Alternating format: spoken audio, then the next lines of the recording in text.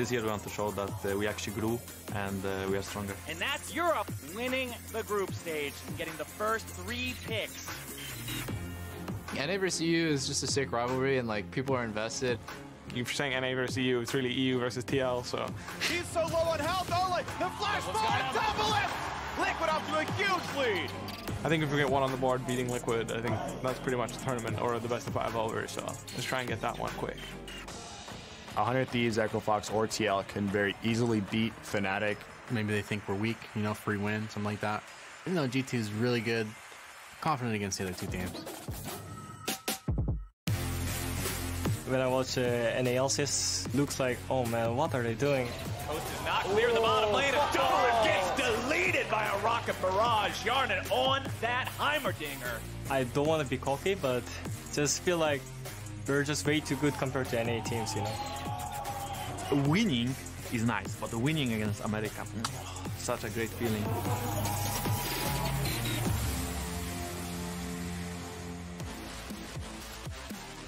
Hello and welcome back to Rift Rivals 2018. We're 14 minutes away from Champion Select. While EU comes into the series today with an advantage, the home crowd here hopes to equalize the odds for NA.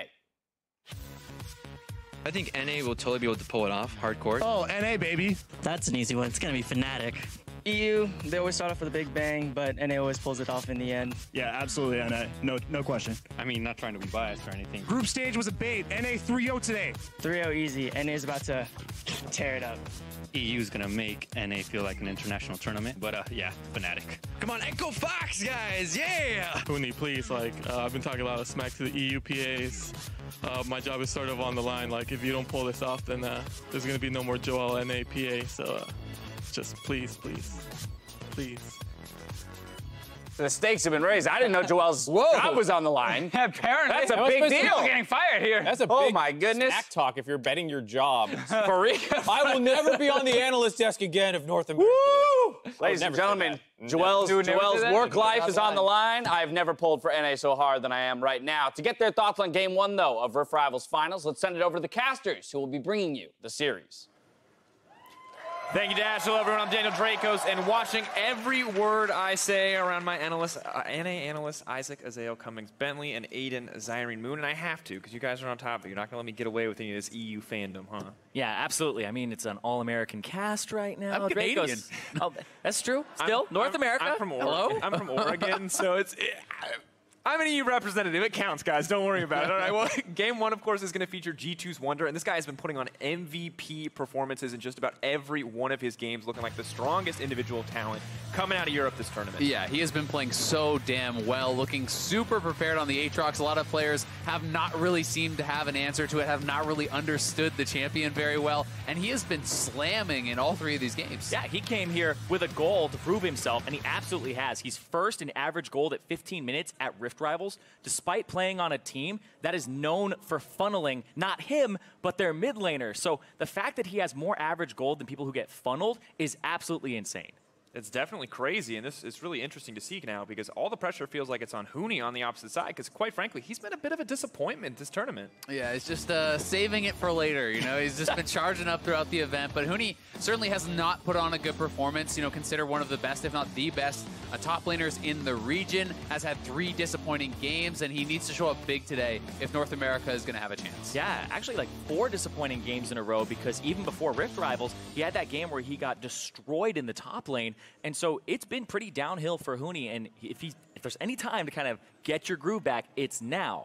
And I'd really like to see them go back to the tried and true. Dardoch and Huni, their one win is them kind of being paired up in the top lane, working well together on the Kindred and the Ornn. I think that you have an opportunity here with Echo Fox on the red side to counterpick for Huni, to look for an aggressive 2v2 or even, you know, a 2v1 if G2 is going to funnel, and play to your strengths. Show that you can still have that dominant top lane performance. And something else to consider here, too, is that Echo Fox get a day of preparation. So they aren't going second and only get about 15 minutes to know who they're playing against. They got to know know since yesterday that they're going up against G2. Been reading the trucks tooltips. Reading the tooltips. Get those reading extra details. Heimerdinger as well, potentially. But the big point here is they get to prepare whatever strategy they want to run, and so far they've decided they're going to sub Altec into the bottom lane and have Fenix in the mid lane. So Damonte is out, and this is another thing that when they played G2, they didn't have Altec in. So it's a little bit of a different look for them in terms of personnel, but also potentially strategy against G2 today. And I want to see exactly what the plan is for this team, for this lineup. You see Damonte standing behind the players, and you know, I think regardless if you're from NA or EU, you know that Huni can have those monster performances where he puts the team on his back. We've seen Dardoch set him up for it. So I think if you're an NA fan, that's what you're hoping for. And I wonder how seriously G2 are taking the competition, as they have looked like the strongest team this tournament. I mean, I think they have to take it very seriously. You know, if you are going to throw one of the other two teams at Team Liquid beat both of them in the group stage. If G2 loses here, all of a sudden, you know, Team Liquid picks up their win. You get 2 wins. Even if 100 Thieves doesn't win, Team Liquid can come out again, and then all of a sudden, you know, you've lost the series, right? So really every game does matter quite a lot, and there's huge expectations here for G2 as the best team showing from Europe, you know, especially when Splyce really has been struggling and hasn't picked up any wins. Yeah, it's on G2 a lot, and because even if it does get to 4 games and it goes 2-2, it means that Echo Fox would come back out, and G2 potentially is one team that you would run against Team Liquid already again. So there's a lot that can be considered here, but G2, it's big to pick up a win here, and if they get upset by Echo Fox, it does set up NA for the future, definitely. Absolutely, every single win counts. Well, that's what we're looking for in Game 1. Until then, back to you, Dash. Thank you very much, gentlemen. Looking at his first matchup, though, Coach Anero shared his reasoning behind the roster submitted versus G2. Yeah, so we've been testing a few roster iterations with this. We thought it was like perfect time pretty much to see how these different roster moves can work and see if there's strategies that work around that. So putting Johnny back in, we're just kind of going back to what we had on day 1 and the strategy we had around that, just to try it again against another European team, because we really wanted to do that against G2. Getting a win would be so nice, especially against G2 with Grabs. Me and him are good friends. We planned on possibly working together before the season started. So, I mean, just being able to beat him would be real nice, especially after the trash talk I got in my direct messages last night with him. I mean, I can't trash talk right now. Like, we're 0-1 against him, so I kind of have to accept it until we beat them.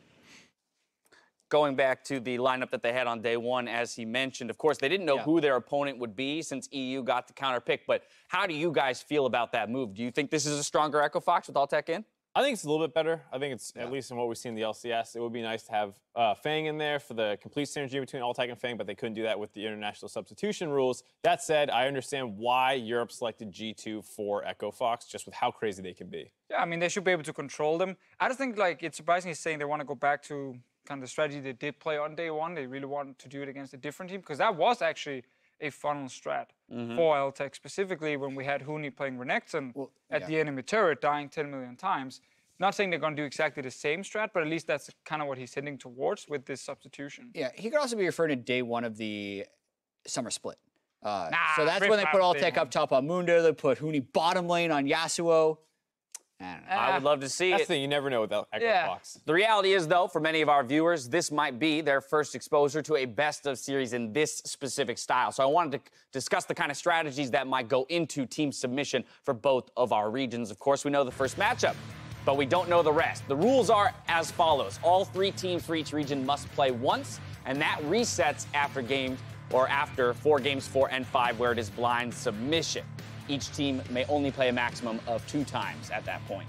Yeah, and there's basically 2 strategies Europe can go for here. The first one is the 3-0 strategy, is what we can call it. It's where they actually put Splyce against 100 Thieves, and they hope that Splyce can take that win against the weakest of the North American teams. Now, there is a small problem with this, and that would be G2 Esports is now playing against Echo Fox, so they're not the ones who's playing Team Liquid, which would be the safest one for Europe to guarantee a 3-0. But they do have the option to do this if they want to try and close it out quickly. Right, or they can do another strategy, which some would refer to as the safe strategy, where they're basically sacrificing Splyce to NA's most powerful team in Team Liquid, so they can give themselves a higher probability of going into Game 4 with a 2-1 lead. If they think Fnatic has an easier win against 100 Thieves and G2 has an easier win against Echo Fox, they intentionally mismatch team strength in the one matchup as much as possible to try and go 2-1. So in one case, you're taking more risks to go 3-0, but risking perhaps being down 2-1 going into games 4 and 5. The safer strategy kind of indexing towards a more secure 2-1 start for themselves. Right. I think if you have more good teams here and you're expecting to be the favorites, you don't need to go for the 3-0 strategy necessarily. And I think the Echo Fox against G2 matchup is kind of tilting their hand towards that they're not wanting to go for the more volatile ones. I just get a little bit scared for Europe if they lose game 1. Because you were banking so much on G2 being your strongest team. They had to at least guarantee you a win in the first phase here. If they end up losing because of whatever strategy or how Echo Fox performs, suddenly if you still have to splice against Team Liquid, like that's 2 wins over to North America very quickly. Of course, there's less strategy available to the NA side of things since they're the ones who don't get counterpick and have to submit, but there has to be still some. There definitely is, because side selection is still decided by games. So Europe, with the higher seed, gets side selection in games 1, 3, and 5, and NA gets it in games 2 and 4. So if they really wanted to favor Team Liquid's victory, they'd put them on game 2, but we'll see if they're expecting the splice coming out, they'd actually save Liquid till game 3 so they can get a higher chance of winning game 2 with side selection. Yeah, the interesting thing there is in that graphic, the 3-0 graphic that Deficio had pulled up was that they had Team Liquid in the second spot. What you would probably actually do if you're trying to help 100 Thieves as much as possible, assuming they need to get an upset somehow, is you would put them in that second game so they get side selection, can give themselves the optimal strategy because you expect TL to beat Splice regardless of side. I like it. All right, well, earlier Grabs actually laid out the plan for EU in the relay race. Pretty much we agreed to sacrifice Splice to Liquid because I think with the G2 we should win against everybody, but just the highest chance of us as EU winning by making sure that we win against Echo Fox and Fnatic feels more comfortable against other Thieves. So that's what we're going to look for. I mean, it's just revenge, right? Last year we thought we were better and then NA suddenly wins Rift Rivals. So this time we just want to get the trophy back and show which region is better. Well, removing a lot of mystery. Removing a lot of the mystery around the whole situation. Poor Splice, the punching back, get in there, take a punch in the face, and then you're out. The point, though, is, like, do they stick to the strategy if game 1 is a loss? That's a good point. Right? Because then you'd say you're sacrificing 2 wins over to North America, and that means Team Liquid can still get thrown out in game 4 because that's when it resets. So. Yeah. I think if they lose game 1, they have to do the Splice versus Team Liquid, because if you don't, if you put Fnatic against Team Liquid to try and get a win back, you risk getting 3-0'd yourself. You risk getting 3-0'd because you cannot trust in Splice. We saw them play 100 Thieves yesterday and they lost. You can't trust that they can actually pull it back if everything goes wrong. Or is that just a massive bait? That's what I hope, is that they're like, we're sacrificing Splice, Team Liquid. Go third game, limp it in there. And then Fnatic actually goes up against them. All right, well, we got some time, so I want to get some predictions from you guys, as this is an international final. So down the line, who's going to take it, NA or EU? Starting with you, Mark Z. I've been trying to be as nice to my region as possible. I'm going to continue to do it. NA is going to win 3-2. Wow, you're so kind. Kind to my region. We're giving them a little bit of faith, because some people who are the region's analysts... Who's winning here? I was going to say, you think 3-2, where are the wins coming for NA? I think it'll probably be in a Fnatic versus 100 Thieves game, or in this, if they get into the 4-5 match blind, whoever gets matched up versus Fnatic. They play a really aggressive style that can get turned around if things start going poorly. And thus far this tournament, we haven't seen an upset in a game, and it feels like we're due for one. I'm praying it's not Splice pulling an upset, and that one of the other teams can take down the better European teams. All right, Deficio, the floor is yours. Yeah, I mean, I'm obviously saying Europe is going to win this. If we ignore Splice's games here, they're 5-1, right? G2 and Fnatic so far. Splice are the 0-3 team. They will get sacrificed, as we heard from Grabs, against Team Liquid. So Europe will 3-1 because G2 wins, Fnatic wins, and then they put in G2 again in game 4, and they game win. 4, and they lock it up there. Jat, what are you thinking? I mean, I'm thinking that yesterday I got these NA versus EU socks, and that said EU was greater than NA. Yeah. And then everyone called me a traitor. But I kind of on Mark's side. I hate these socks. The most predictable analyst desk I don't know ever. if I can cut this either, but I'm going to work on it. Did you test I didn't practice, no. I don't think There we go, here we go. Pretty easy. All right, nice. Take your stupid socks. There it is. Throw them down. Either way, I'll take this sock. This is my sock. I don't like that EU's That was so dramatic and theatrical. I think the fact that it. EU only beat NA by a single game in the group stage means this is We're by 5-1 with our good teams. one-sided. Point flip. And Team Liquid could easily win 2 games, right? And that just means that it takes one upset, one single upset. Echo Fox would get 2 chances at it, or even 100 Thieves. There's a very real chance NA just takes it. Under a minute and a half to go to game 1 as we throw it out to the casters. For this series today, Jankos had to adjust to cheering for his EU brethren in a final.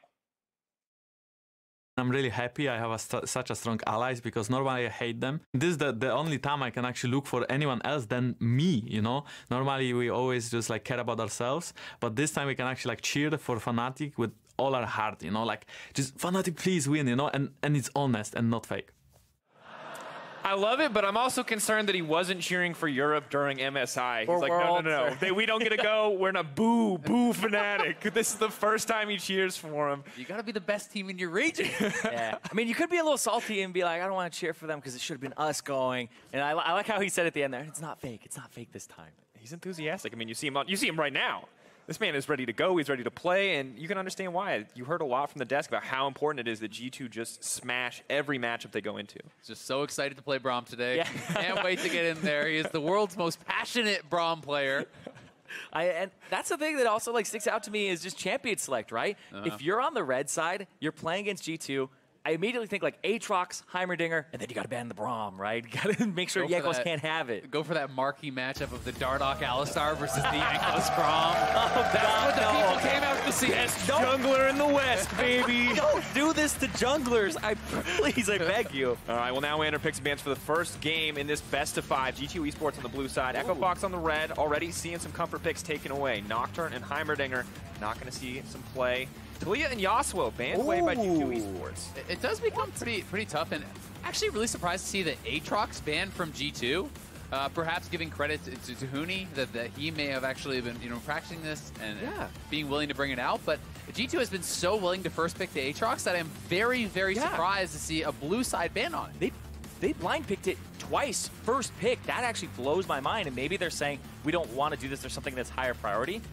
I'm unsure about that, though. You can kind of go like a step further, too. And if you're saying, okay, well, maybe like Huni has a counter prepared, if you're thinking that he has the Fiora, but you're not willing to actually give it over and play that counter yourselves, then you can kind of take that next logical leap and say, okay, we have to self-ban. Yeah, it's the long con there, right? Where you go, oh, man, maybe they have a counter for this, and since it's a best of one, you don't want to have to test that.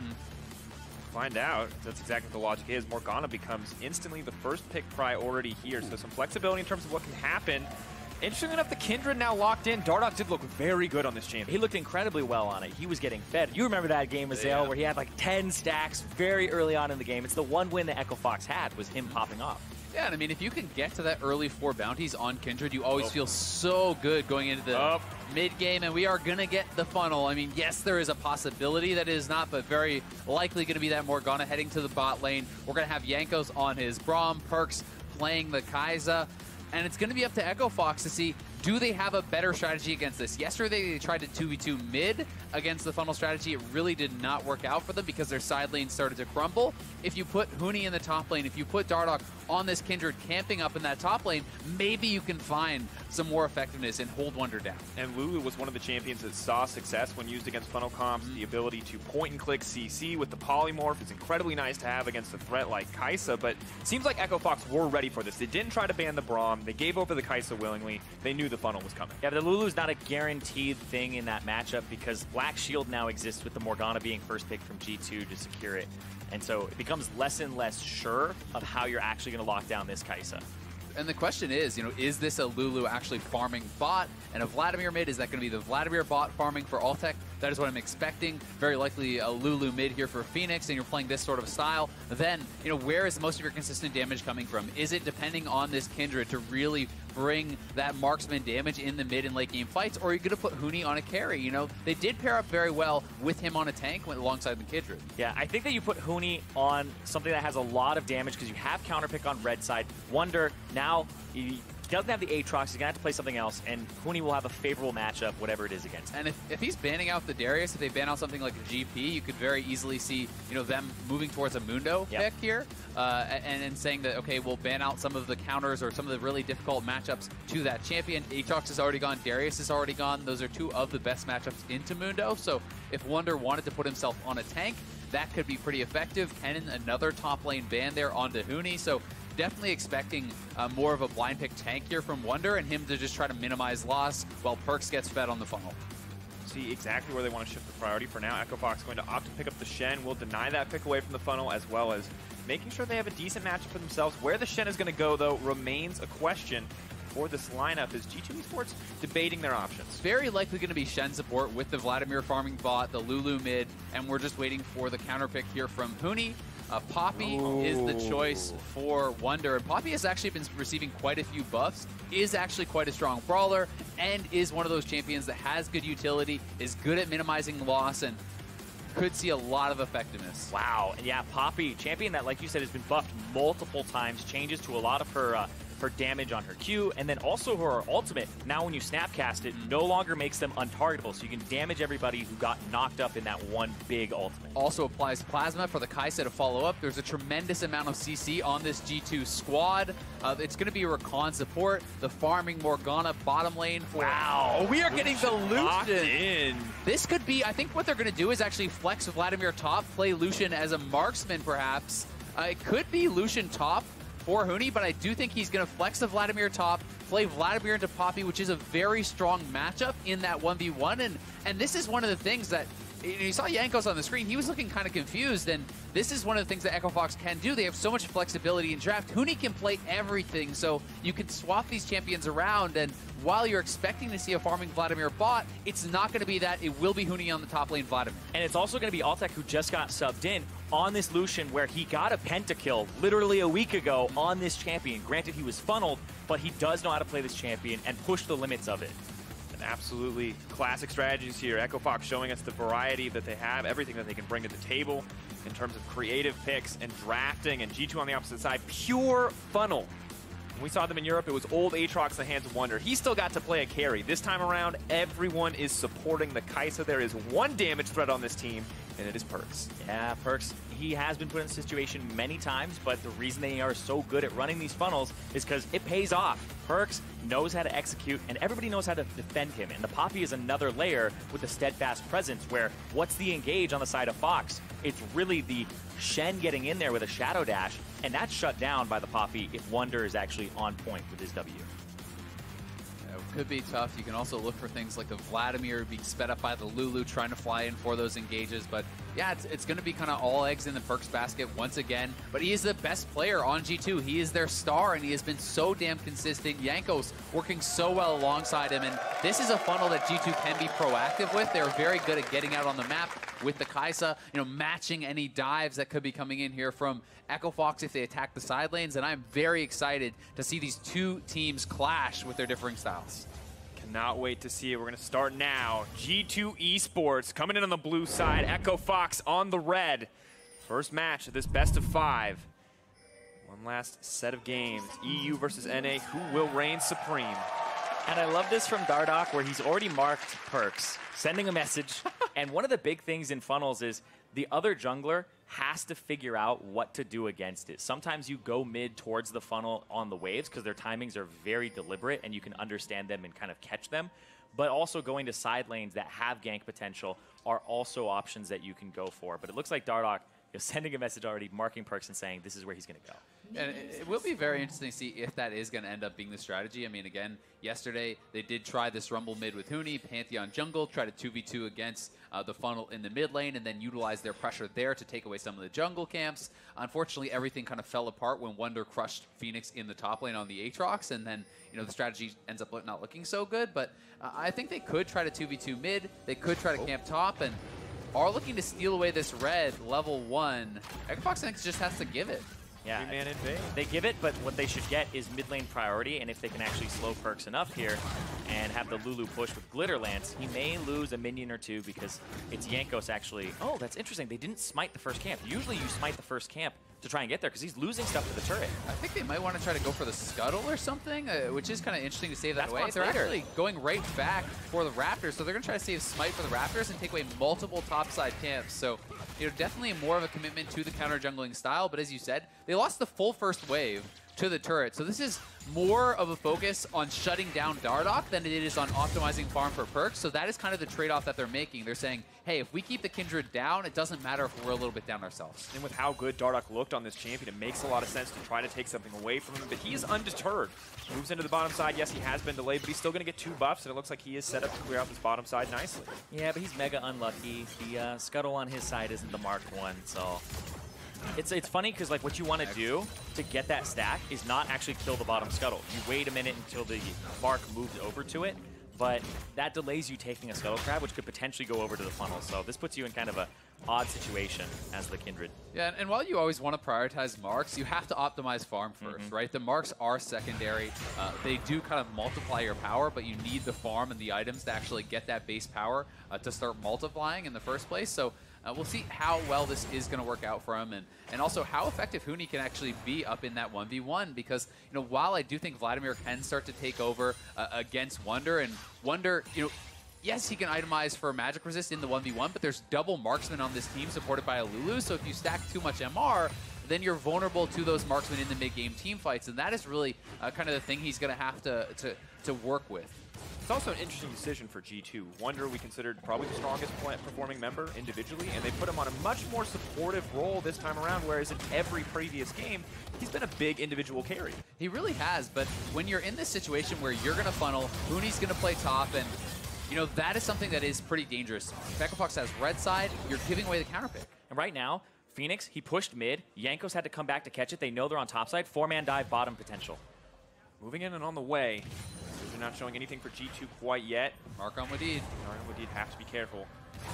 There it is. Going to come. The top flash, beautiful engage. Started things off. Immediate first blood. Echofox, no hesitation to force the drag. Oh, the binding misses. Hjarnan goes down. Double dropping for the Lulu. A beautiful start for Echofox. And that was just smart anti-funnel macro play there from Echofox. Fenix had mid lane priority.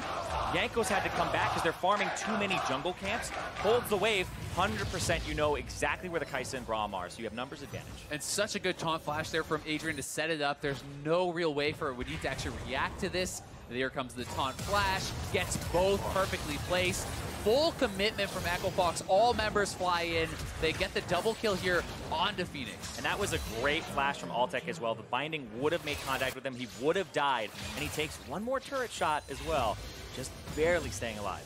Small thing, but unfortunate for Dardoch. The Mark hadn't actually finished channeling, so he doesn't actually pick up the bounty on Wadid, but they're still going to feel very, very good about that initial play. You always do have to track, though, how quickly can you get to the 4 stacks, because if you get that 4-stack bounty, you're going to be massively more effective with the additional range in the team fights. Yeah. Go ahead. This is the kind of start that Echofox and North America are looking for. You hear the crowd erupt when Echofox get those 2 kills. Now a 1K gold lead in the early game, but you have to keep the momentum up because Perkz is an inevitability. At some point, this Kai'Sa will be able to kill everybody. He's an inevitability, but look at that. Dardoch going in. Can't block anything else with the Unbreakable. Fenix walking forward. Perkz getting chunked out. Good use of the pressure they have in the mid lane.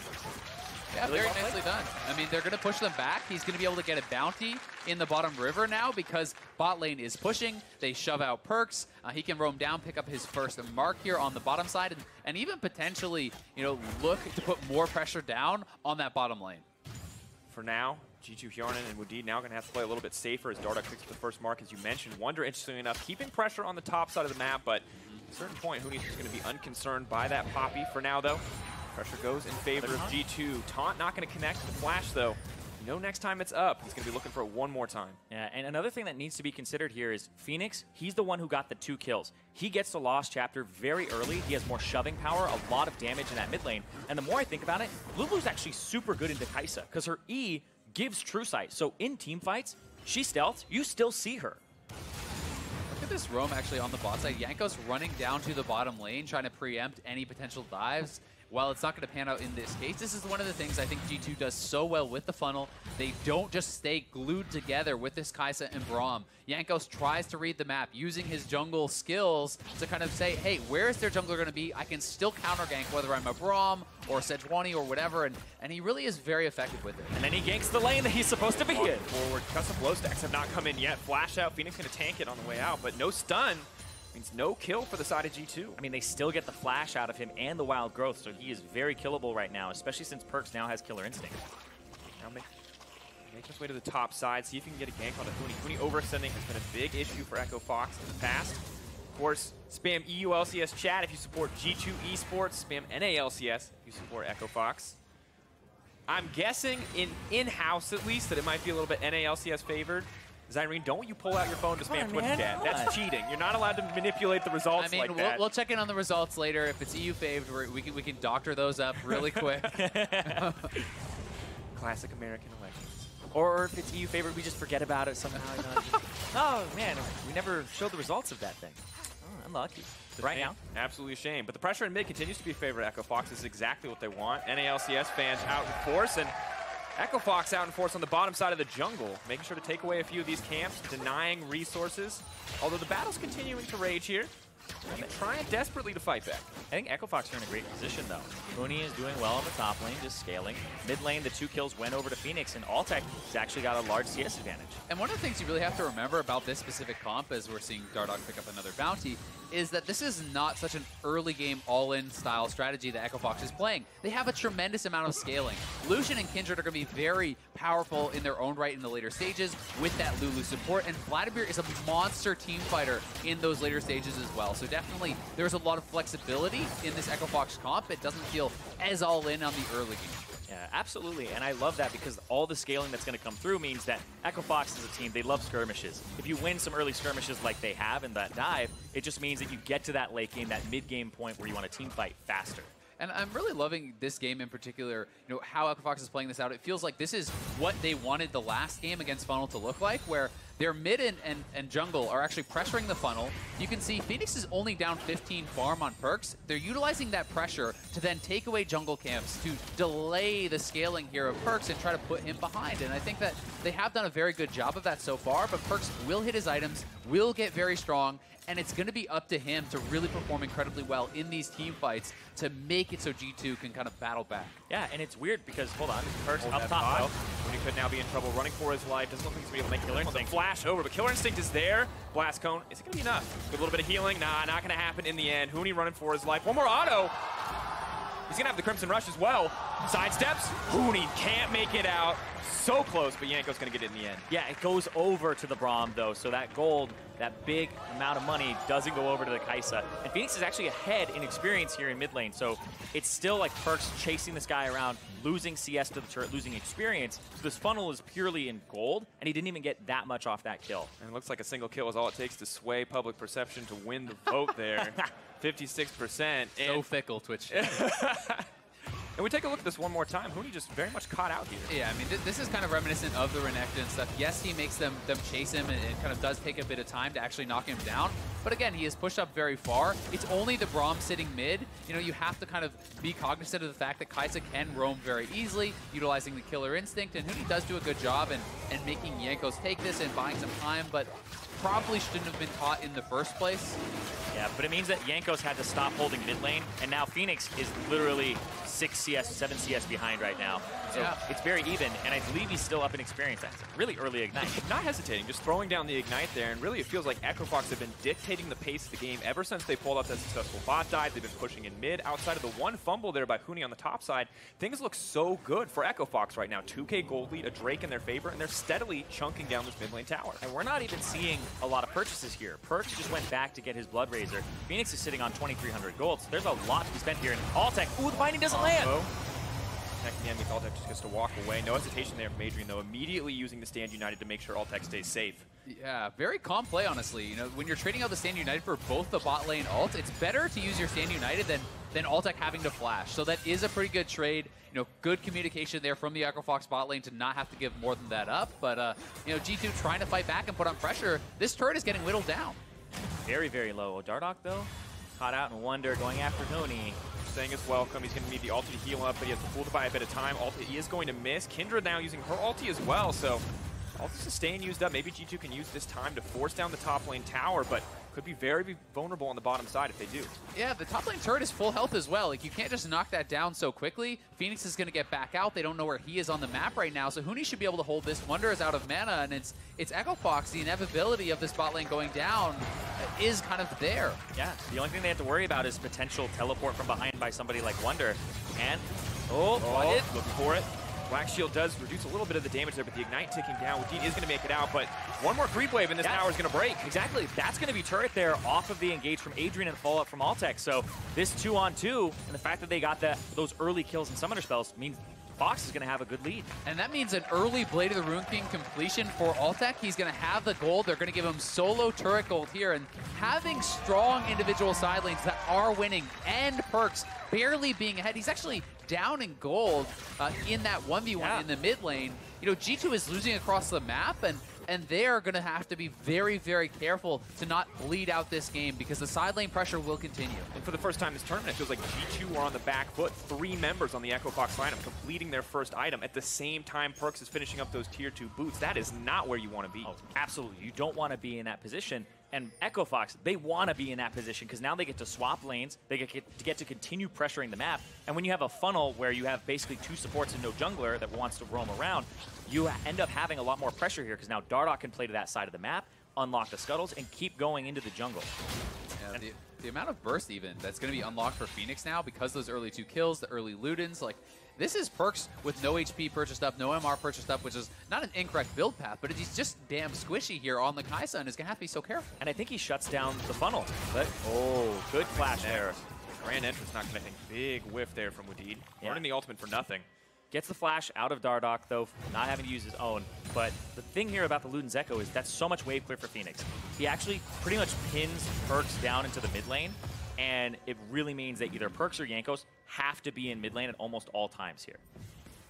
And I think we absolutely have to praise Altec this game, although that might change in just a moment. Adrian now having to run out. They are buying a bit of time, but Wunder has very low health bar. Altec incredibly strong with that Blade of the Rune King. Culling is going to come out as Wunder going to go down. Doesn't want to push for anything more, but Dardoch is now on the hunt, looking for a kill. They can go for the turret. You know, Dardoch can chase this, but he doesn't have to. Going to be mounting Dread. Going for a little bit more. He does have the ult. He wants to chase it down. Jankos is there. No, not even going to get it. What? Absolute disaster for Echo Fox. Fenix, will he even get one knocked into the wall? Chain CC, can they keep it? Force bags. Are you kidding me? That is reportable. Like, what are they doing? I mean, you can just go top, take a free tier 1 top lane turret.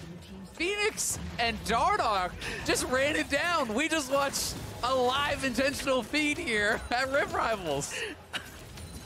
I was going to praise their bottom lane. Oh my god, but it feels inappropriate now. Good job. Altec and Adrian, you made the right call when you backed off. Yeah, this is the smart one. This is the smart call there. So walk in. Break it down for me, Desiree. Yeah, tell me the exact strategy. Yeah, so Dardoch, he has another Q here. He Qs forward, and he feels like he's going to get the E off. Sometimes that Kindred range, you're just like, ooh, if I had more stacks, I would be able to hit him.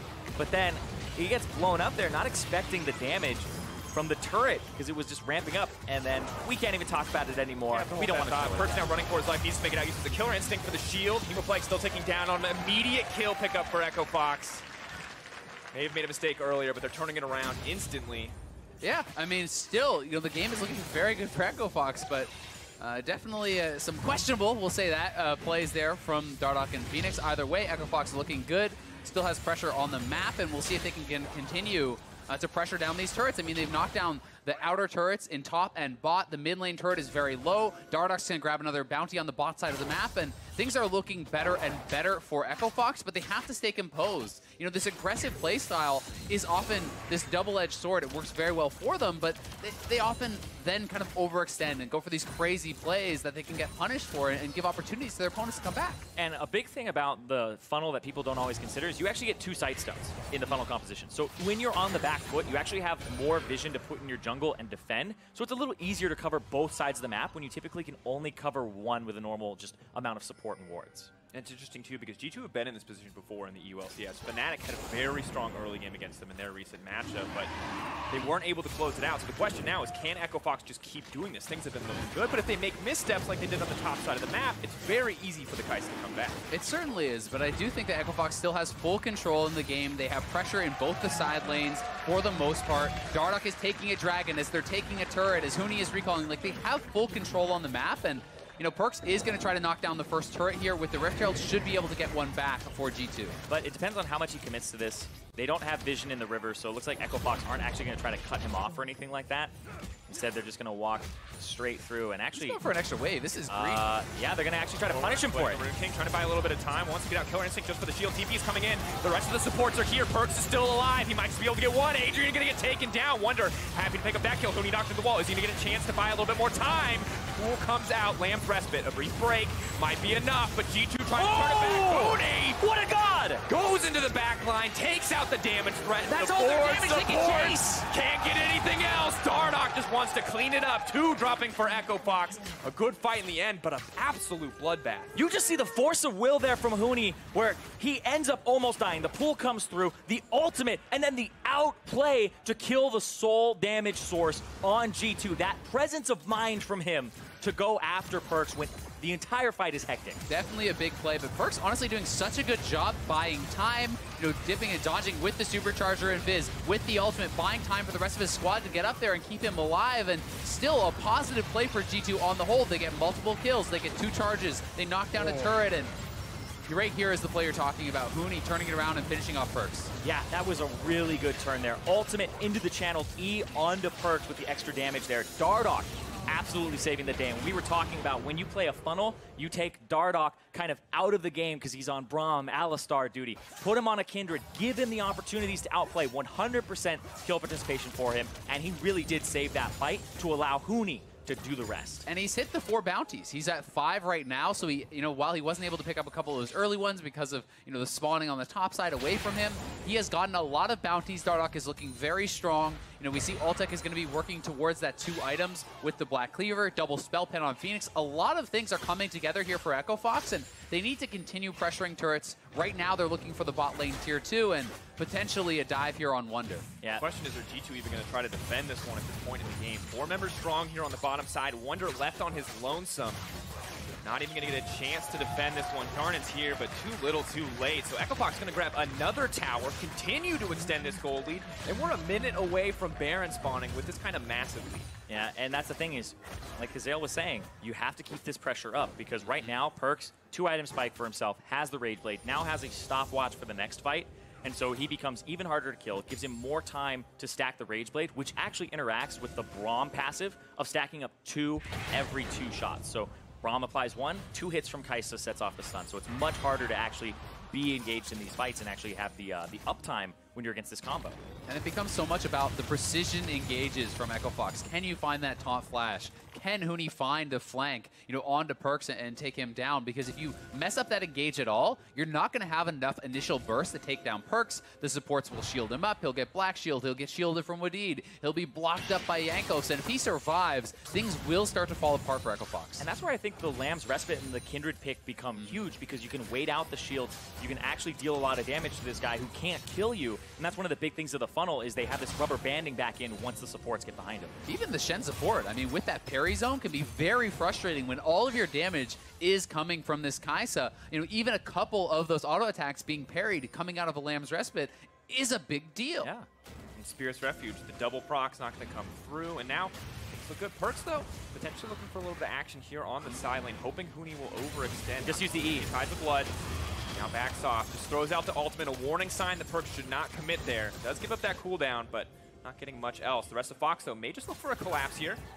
Have to be careful about grouping in the funnel. Wadid now going to look for the engage. Only connects on 1, though. Has to back out. Hesitation as Dardoch may just look to turn this. Jankos using the Unbreakable. Now they're using the ultimate to disengage. Hjarnan looking for a little bit more. The binding does not connect. One member is getting chipped down. Perkz alive, but he's all on his lonesome on this side there. They are going to get 1. Huni's on the front lines, but look at Perkz' health bar. Hjarnan going to be the sacrificial lamb here, just the 1-for-1. They could even try to go and pressure Baron potentially here, or the tier 2 top. There's actually pings over onto Baron. Echo Fox is looking healthy. They want to draw G2 over right now, knowing that Perkz had to go back to base. They're on the Baron.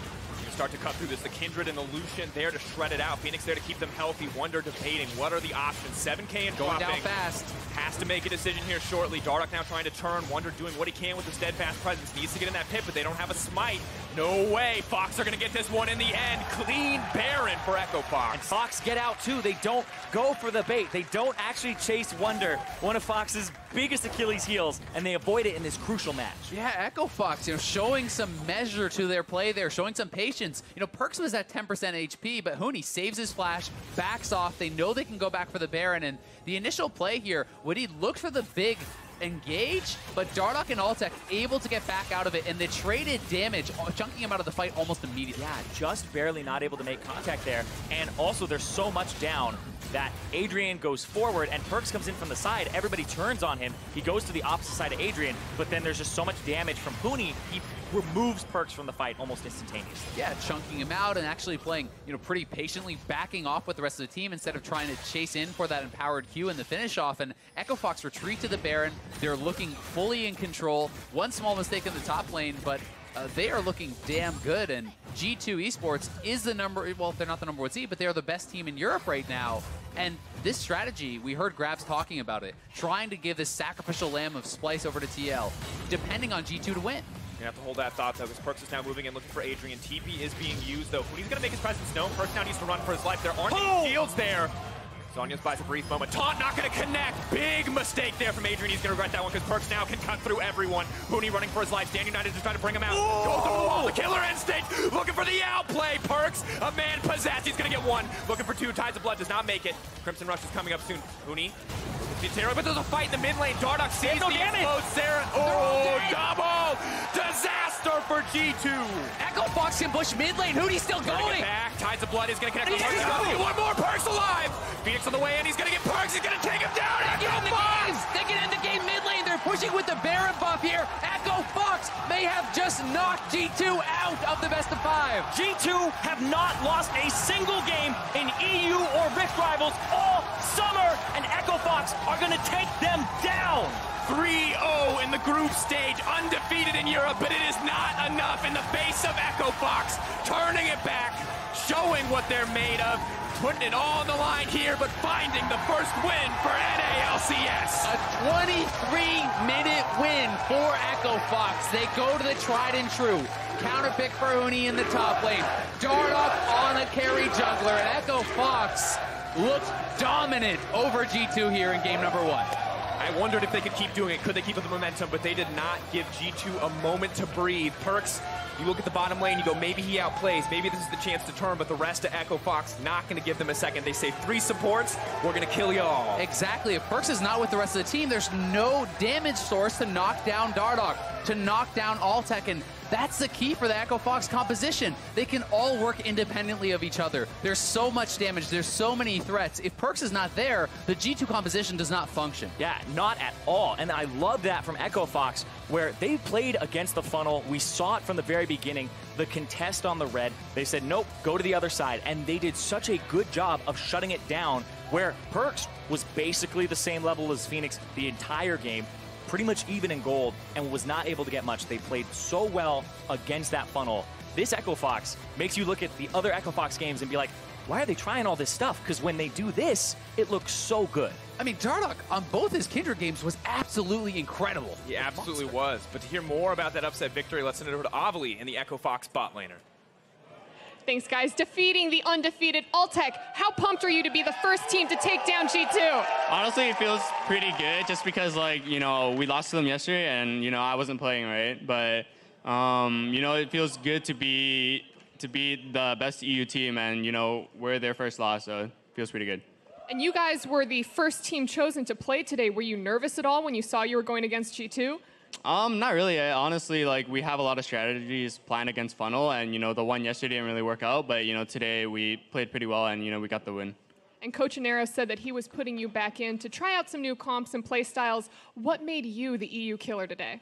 Honestly, I have, like, a lot of confidence in my Lucian. Obviously, we're preparing for, like, different strategies, but we thought that Lucian was going to be the best pick. So we picked Lucian, and, you know, my results on Lucian have been pretty good, so we ended up doing pretty well bottom, which led to, you know, snowballing bottom, and, you know, overall, like, the map was pretty good for us after that. Well, Altec, congratulations again. And for more on that victory, let's hear it from the analyst desk. Thank you very much, Avali. Safe to say that was unexpected, but a lot of happy fans here in North America as Echo Fox takes down the undefeated G2 Esports. First loss they've taken all summer, split even in their own region. You could just smell the upset in the air, couldn't you, Deficio? No? No? Do you guys want to talk about the draft? Sure. Yeah, I mean, I'd love to, actually. I would love to. You want to talk about the draft? I want to talk about the draft. All right, let's talk about it. I think G2 will not be unhappy, you know, standard Morgana in there, the Braum for Jankos, Kaiser for Perkz, it's all there, it's all great. I like the answers, though, with, like, pushing mid laner, aggressive bot lane that actually took an early turret as well, and I don't really care about Huni's Vladimir, didn't do much in the early game. Yeah, and I will say the counters have a window with which they work, and then they would stop working, and Echo Fox managed to win within that window. So Lulu shoving up early, Kindred having that small synergy against Funnel of having slightly more access to marks from the lower jungle attention that the other team has, but then mainly just the fact that they were able to get a lot of early tempo, they were able to take a lot of early turrets with their double marksmen, and they just snowballed their advantage forward. But this is such an early dive. Look at the levels right here. The fact that Shen initiates this one, but then also is able to drop turret aggro onto someone else so the heat of the turret resets to do a little bit less damage.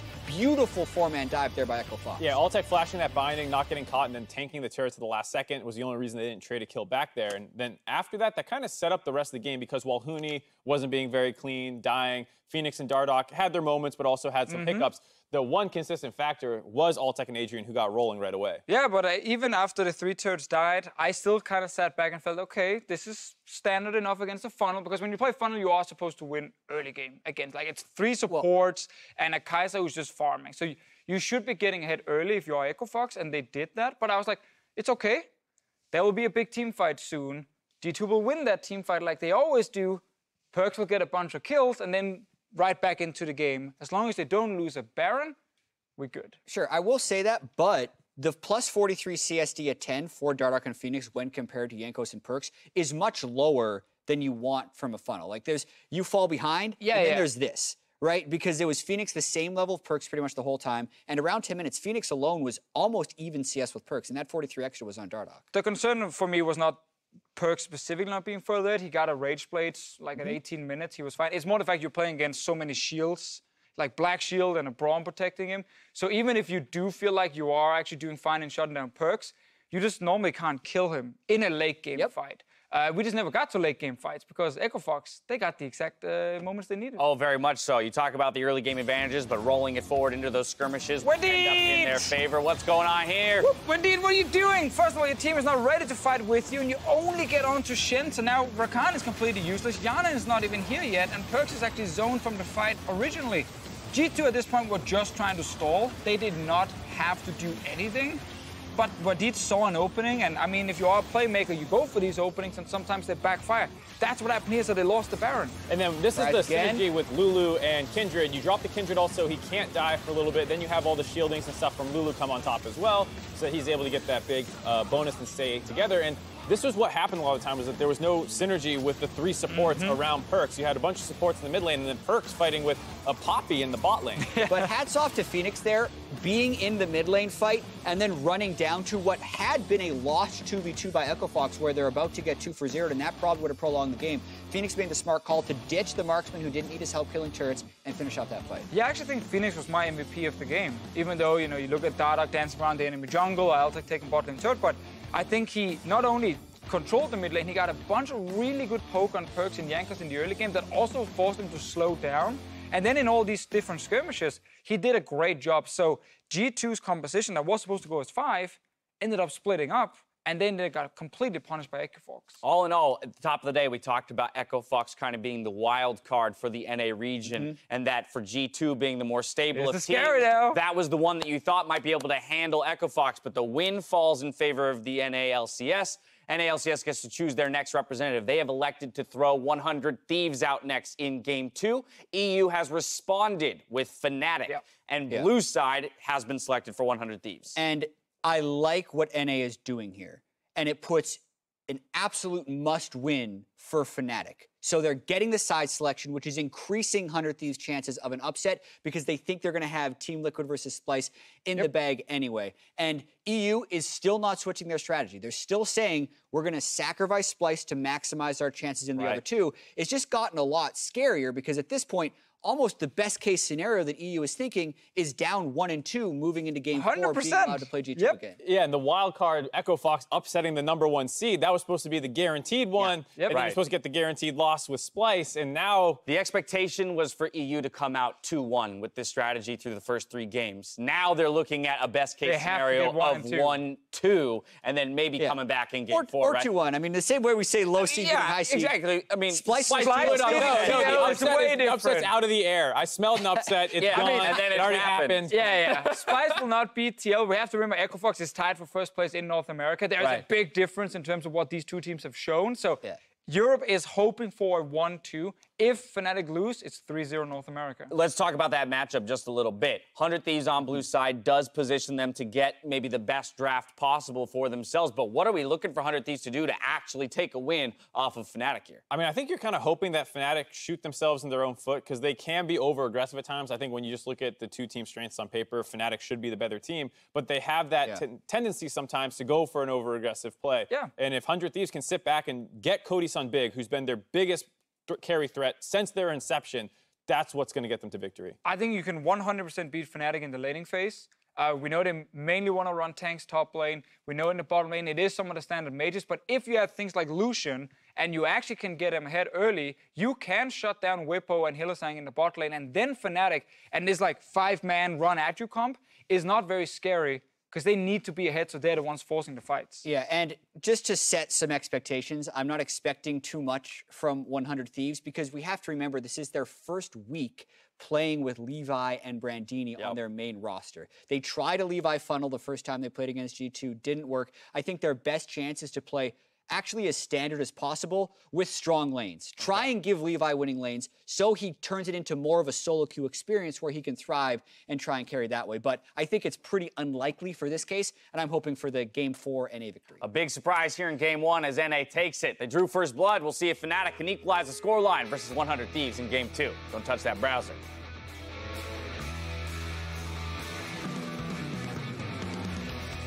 Jankos got so American when he got the name, like he started using this American terms like dude and. Okay. You say busted. No, you said it. I never said busted. The top flash, beautiful engage, started things off. Immediate first blood. Echo Fox, no hesitation to force the draft. Oh, the binding misses. Hjarnan goes down. Double dropping for the Lulu. Chase it down. Jankos is there. No, not even gonna get it. What? Absolute disaster for Echo Fox. No. Go. Oh god. Okay, Kaisa! Okay. You guys win. Ready. Nice, got one. I got. Nice. There's a fight in the mid lane. Dardoch sees the explode. Sarah. Oh, double disaster for G2. Echo Fox can push mid lane. Huni's still going. Back. Tides of blood is going to connect with Perkz. He's going to get one more. Perkz alive. Phoenix on the way in. He's going to get Perkz. He's going to take him down. They can end the game mid lane. They're pushing with the Baron buff here. Echo Fox may have just knocked G2 out of the